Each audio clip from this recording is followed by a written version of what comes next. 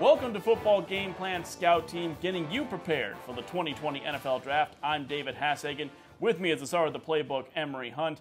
And it's draft season, folks, which means you've been already bombarded by dozens and dozens of mock drafts. But here at Football Game Plan, it's where football makes sense. So Emory has been revealing his draft rankings for the 2020 draft in Las Vegas. And we're going to start with our quarterback rankings. Like every year, a lot of talk about the quarterback position, but a really interesting group, and you're not exactly staying lockstep with the rest of the media predictions for who's going to be in the top 10. Let's take a look at that top 10 right now on the screen. Some very interesting prospects cracking this top 10 here, Emory. Some smaller school guys, a couple guys from the FCS even cracking here. But let's start with these top three: Joe Burrow, Jalen Hurts, Tua Tagovailoa. Obviously, those are the names that people are going to recognize. You've got them in your top three, not totally surprising. Why did you go with these rankings, and why do you have them in the order that you have them? Well, Burrow, to me, was probably the more cleanest prospect, or most cleanest prospect in his draft class. I like what he brought to the table from a mental toughness aspect. And to be honest, he's playing the same game he played last year. So that the numbers are more ridiculous this year because of the new offensive scheme. But he's played the same way last season. You look at the back half of the 2018 year, you talk about the toughness he showed in that Central Florida game, talk about his mental toughness and willing to win you saw against Auburn last year. All of those traits were on film in 2018. This year, new offense, the numbers were ridiculous. He won the Heisman Trophy. He, to me, was probably the most ready to go from day one type prospect. I enjoy watching his play, and I think he is the best quarterback in this class. If you compare to what he did last year, compared this grade to where it would have ranked last year, he'd been right there, number 2, or tied with number 2 with Kyler Murray, so he's graded out pretty high. And obviously then you go to Jalen Hurts, guy who's been moving around a lot, finally found his space at Oklahoma. You've got him a little bit higher than some other people do in the media. Some people have him at number 3, maybe number 4 quarterback available. You've got him up at number 2. Why? Well, I'm big on mental toughness, and to me, physical traits are what they are. And in the NFL, I expect you to be able to throw the football. I expect you to be able to hit certain passes because that's what your job description is. You're doing what you're supposed to do. So what can you do outside of that is what makes a quarterback great, in my opinion. So that's why I was high on Lamar Jackson. That's why I was high on Deshaun Watson and Pat Mahomes. Those are the reasons why I was high on a guy like P.J. Walker, who's now thriving in the XFL because of what he did outside of your job expectations. So Hurts, to me, you saw him get better. I thought getting benched was actually a great thing for him because, to be honest, he was limited as a passer prior to getting benched. And he stayed at Alabama, worked on his game. They called him up to help save that championship game against Georgia. He saved it throwing the football. He got better at Oklahoma, went there on a short year, got better, learned that system, became a Heisman finalist. And to me, he has worked on his game. He has the leadership skills that you like. He has the athletic ability. And it shows you over the last 2 seasons that he's gotten better, which means his upside arrow is pointing upwards, and that's where you want to be. And then we go to Tua Tagovailoa, obviously at Alabama. A lot of talk about that big injury that happened in the middle of this past season. Obviously didn't affect your judgment too much. You still have him at number 3. Well, that knocked him a little bit because his grade would have been probably higher than Jalen Hurts. But when you factor in his injury and the uncertainty of that and the fact that he has been injured every year that he has been at Alabama, you worry about his long-term progress. But let's take the injury aside. The on-the-field stuff, there are some things that do concern you about his game. I think he flatlines a lot of passes. I think he tends to be a see-it-throw it type of a guy, which means he doesn't have the anticipation that you really want. So he's going to throw some interceptions in the league. His game compares very favorably, in my opinion, to Jimmy Garoppolo. A lot of people think that Tua is a scrambler, is a mobile guy. He's not as mobile or as athletic as you may think. So he's going to take some sacks. He tends to get a little bit skittish versus pressure. So those things physically, outside of the injury, are what had him at number 3. So I like Hurts. I like Tua because you can't knock his accuracy. You can't knock his ability to make those deep throws with touch. You can't knock his ability to go in on short notice like he did in that championship game and overcome some terrible throws to make the key one down the stretch at the end to win in the game. So he has some good physical tools. You just hope that he can stay physically fit as he moves on to the NFL. Let's go on down the list here. Some of the lesser-known prospects here on this list. Number 6, Mason Fine. Really good quarterback out of North Texas, but people really haven't gotten a chance to see him that much in terms of the national media. What do you like about his game? You've got him at number 6. Well, you talk about a guy that we're in the era now where height doesn't matter, and we've always said here at Football Game Plan that size is not a skill. I'm surprised not a lot of people are talking, not more people are talking about Mason Fine. He went into Arkansas last year, beat the Razorbacks. He threw tremendous passes all throughout the season. You watch him this year versus Cal. Excellent arm strength, velocity, can throw the football anywhere he wants to on the football field. Honestly, his game compares favorably to that of Baker Mayfield. And so I think Fine put together a lot of great tape. Very impressed with his game. Saw how he worked over last year and got better. So I like Mason Fine. And let's go down to now number 10. This is where you definitely are against what a lot of the media are saying. You got Justin Herbert from Oregon there. A lot of people have him as maybe the third quarterback off the board. Some people have him as number 1 quarterback off the board. You've got a little bit of question mark about his game. He's shown the ability to throw some nice balls. He's thrown dimes on occasion, but you've got some reason for concern. Well, I think Herbert has suffered from the same thing that Josh Rosen had suffered from. When we see guys hit the ground running as freshmen and they're impressive, we think, okay, wow, that's great. And people tend to lock in that evaluation very early as a freshman. But when you watch them over time, they stay the same, while other guys tend to get better or get worse. So they stay the same. And you don't hear stuff about Herbert getting better year in and year out. So when you watch him now, he's the same guy you saw as a freshman. Yeah, you have the physical tools. He can run. He can throw, certain passes really well. Those deep in routes, he could fire it in there. He has a real live arm. Showed that down to the Senior Bowl. Showed it all throughout his career at Oregon. So he has the physical traits. But again, we talked about playing above the job expectation. You saw him in big games not play particularly well. Yes, they beat Utah for the Pac-12 championship game, but that was more because of the run game and less about what Herbert did. So Herbert, I thought, flatlined as a prospect, which is why I think he is max. So what you see is what you're going to get from Justin Herbert. So you think if any NFL team pushes to get a mid-first round pick and uses it on Herbert, you think that's a bit of a stretch? I think it's a bit of a stretch. I think that's a guy that will have to have everything around him great and he can manage the game. But if you talk about managing a game, that's not a player you take in the first round, let alone the top 10. Going to be interesting to see how people talk about your top 10. They're going to talk about it. But we always like to wait and watch it play out. Year or two later, then next thing is, it's like, oh, wow, you had that grade on P.J. Walker and LeVar Jackson and Deshaun Watson and also Pat Mahomes. So we just wait and see. We like to play the long game. Like I said, it's where football makes sense here at Football Game Plan. Stick around, though, folks, because after this short break, Alex and Troy will take a crack at your top 10, and later we will talk about some of the sleeper prospects you might not have heard much about. You won't want to miss it right here on the Football Game Plan Scout Team. Welcome back to Football Game Plan Scout Team on the Game Plus Network. Troy Anthony here with Alex Marinoni. This past week, Football Game Plan Scouting released their top quarterback prospects for the 2020 draft class. Here's that list. That list is led by number 1 QB, Heisman winner Joe Burrow out of LSU. Yeah, Joe Burrow was amazing this year, and I think that's going to be one of the only guys that you're not going to be able to debate as far as being a true number 1. This guy threw for over 5,000 yards and led LSU to the national championship, what looked like with ease. He was a record breaker in the SEC. That's saying a lot in a conference that is big boy football, which normally dominates all the other conferences. Absolutely. We haven't seen a Big 12-like offense come in and air raid the way LSU was able to in the SEC.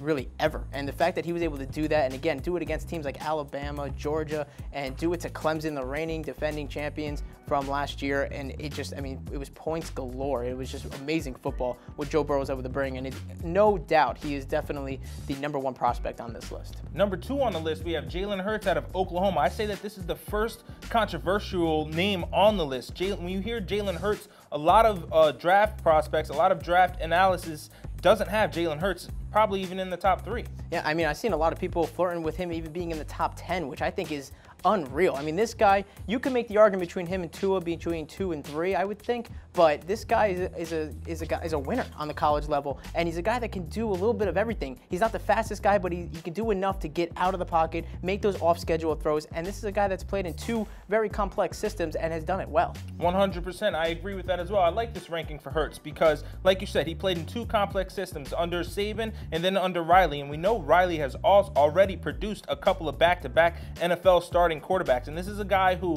not only understood the system in Alabama but took him to the national championship. Yes, he got pulled for Tua, but he still took them to the national championship, and then he leaves, transfers to Oklahoma, another Power 5 school, and picks it up running, and not only dominates through the pass but also dominates through the ground as well, and became a Heisman hopeful this season. A big thing too for Jalen Hurts that nobody's going to really talk about is the fact that he's done something that a lot of quarterbacks in college don't get to do, and that's go through real adversity. This is a guy, like you mentioned before, got benched for a guy like Tua in a big-time moment when they needed him the most, and was able to come back, stay with that university, help them get into the college playoff when Tua goes down, and then transfers to Oklahoma, puts up the numbers that he did. I mean, that's a guy that had literally, you could have not heard of Jalen Hurts' name ever again after he gets benched for Tua, and now we're talking about him as the number 2 prospect, which I do agree with.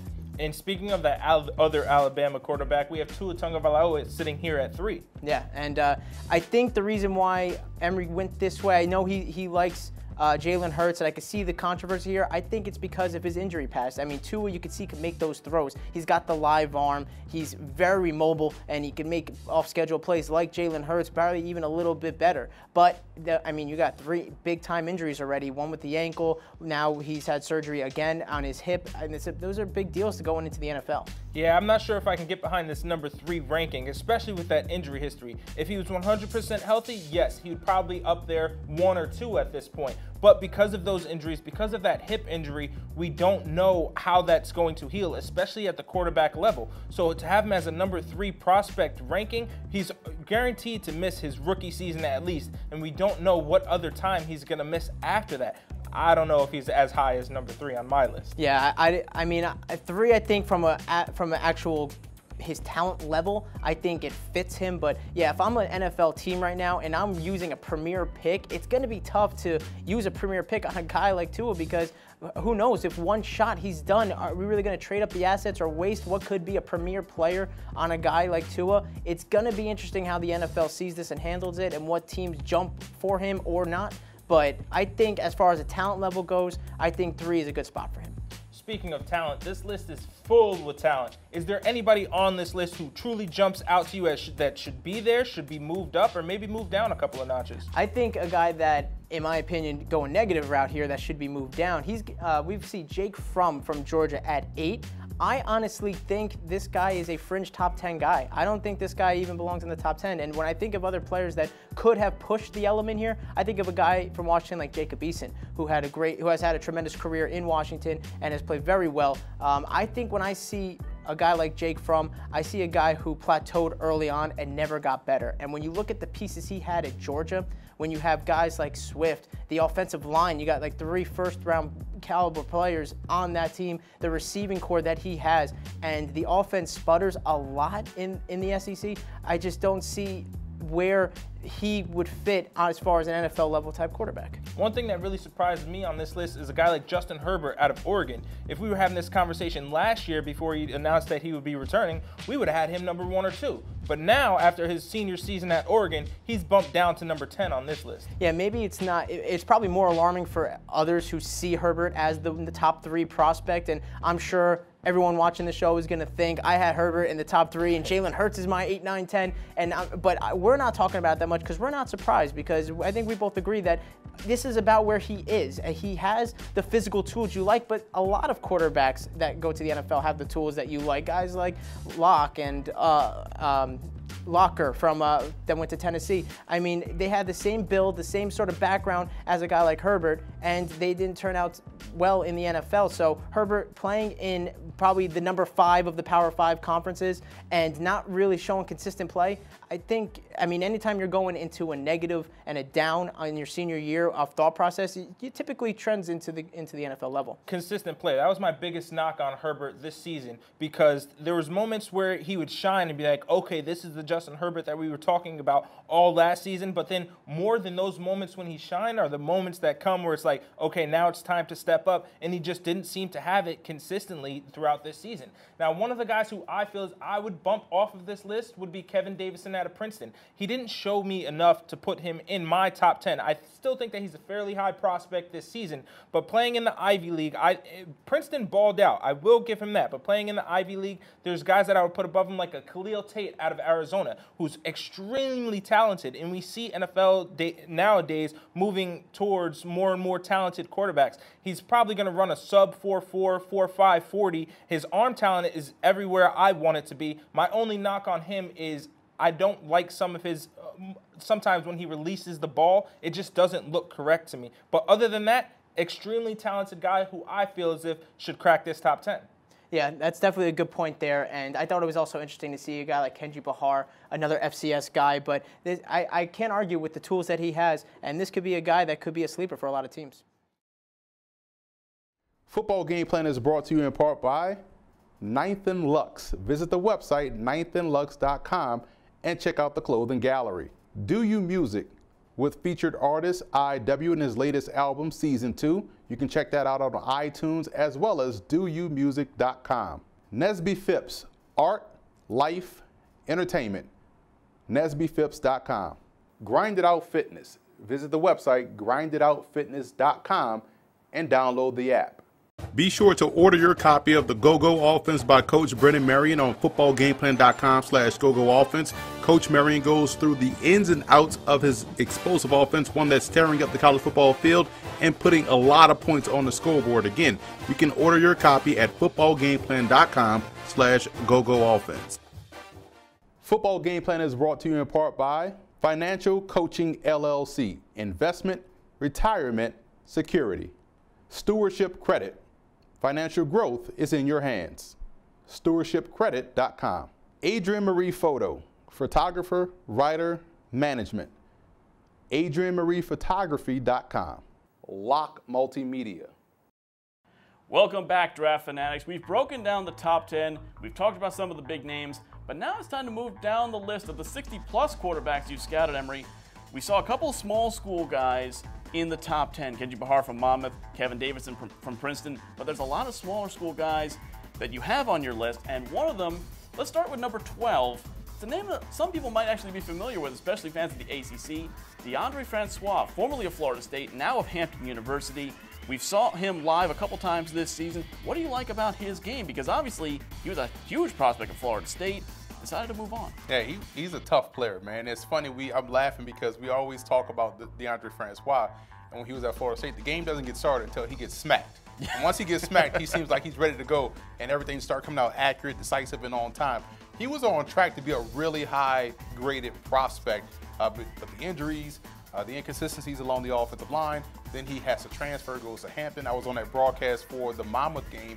You got a chance to see him up close and personal, saw him at the 2020 Gridiron Showcase, and he was excellent down there. And so you still saw the same tools that he brought to the table at Florida State. You worry about his health because, again, he's been banged up a lot, but he has some good tape. He has some good attributes that you like, and I think he has grown as a leader. Got the chance to talk with him as well. You can check out that interview on Football Game Plan Scout Team Podcast. He's a really humble guy now and sees the big picture. I like his game. I think he's going to be a fine player. It's going to be interesting to watch him because we saw the deep ball at Hampton. He's really got that mindset of, okay, I can hit the deep pass if I need to. The question will be his decisiveness, though, in the middle of the field, I think. That's something we didn't really see a lot of at Hampton, not with their game plan.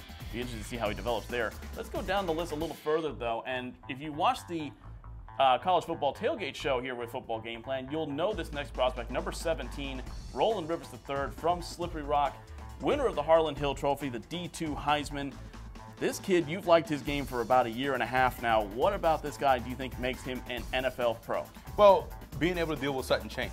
He was starring at Valdosta State.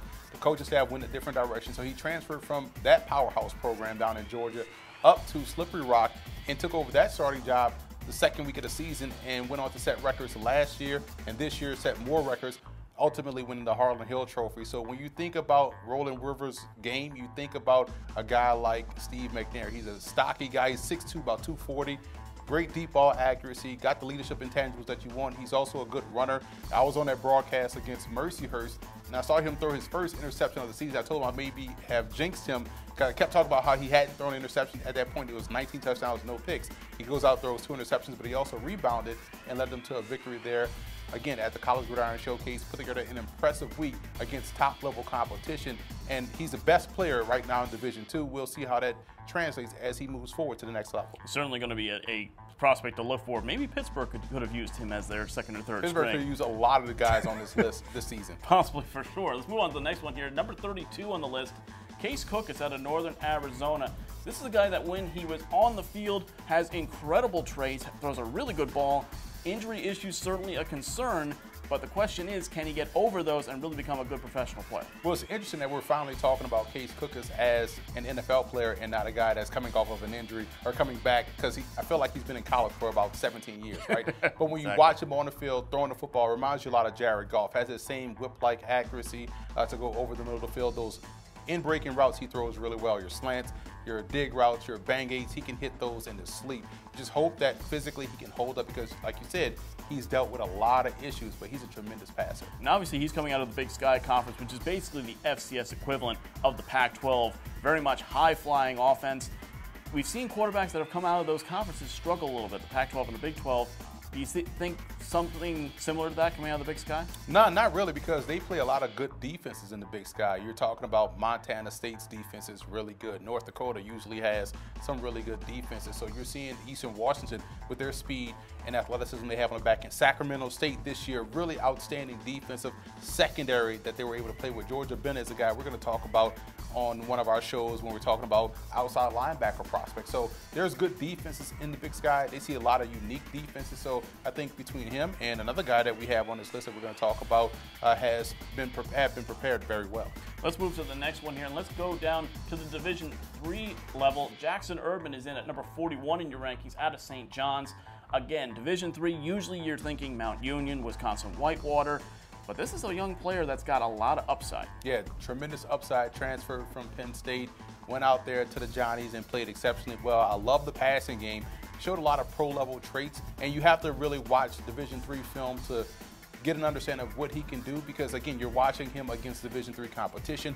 Lucky for him, he was able to be outstanding at that level, went down to the College Gridiron Showcase and performed well against guys that were from the FBS, FCS. So you wanted to see how quickly he can adapt to the speed on which these guys break on the ball, because that's huge at that level. So we'll see him moving forward, how he can continue to grow his game as he gets acclimated to speed and the athleticism that he'll see at the NFL level. Don't be knocking that Division III football, I'll tell you that. Springfield College and the option. We can produce a whole tailgate full of tailbacks, so we'll get that for you.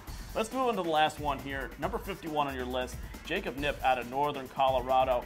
A name that maybe people aren't familiar with. Northern Colorado's had a rough few years in terms of their record, but this is a guy that really impressed on the All-Star circuit. You got to see him throw. What did you think of him now that you saw him live? You put Jacob Knipp, who was on the Senior Bowl watch list to begin the season, and also Case Cookins. Both guys, all the talent in the world, have always dealt with injuries. Knipp seems to have dealt with an injury each and every season. So fully healthy this year, finally was able to make it through the season. And he has a lot of the same traits that you like about Cookins. Short to intermediate accuracy is where it needs to be. He throws well on the move. Just want to hope that he can stay healthy. He was also down at the College Gridiron Showcase and luckily performed well once again. So these guys are performing well. They're healthy. Let's see if they can stay that way as they get into an NFL camp. And obviously the hidden gems aren't always the guys that are drafted either. You get the unsigned free agents that, for whatever reason, people pass on and they turn out to be all pros. Devlin Hodges was an undrafted free agent we saw at the Tropical Bowl last year, ended up starting 6 games for the Pittsburgh Steelers. So you never know. These draft rankings don't necessarily mean you're not going to get drafted, but certainly guys to keep an eye out for, especially going down the depth chart. Fans, that'll do it for our show, but the 2020 draft ratings are just beginning. Emory, where can fans look or for all of your rankings as they're going to be coming up over the next couple weeks? Well, just log on to the Football Game Plan Network located at youtube.com/footballgameplan. Also subscribe to Football Game Plan's podcast on iTunes. We can find our Scout Team podcast. We can check out all of our player interviews, prospect interviews for the 2020 NFL Draft class. And for the czar of the playbook, Emory Hunt, I'm David Hassagen saying thank you for watching the Football Game Plan Scout Team, and we'll see you next time.